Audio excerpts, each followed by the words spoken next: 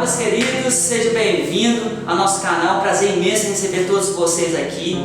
E a gente está com um quadro novo, Curiosidades da Bíblia. E antes de você assistir essa curiosidade, se inscreva no nosso canal, ative o nosso sino e faça parte do nosso time, da nossa tripulação do Telegram, que você vai ser muito abençoado. E a curiosidade de hoje é o seguinte: você sabia que existe duas árvores no Jardim do Éden? Duas árvores. A árvore da vida e a árvore do conhecimento. Lá em Gênesis 2:9 fala sobre essas duas árvores. E a árvore que Adão comeu junto com a Eva foi a árvore do conhecimento do bem e do mal.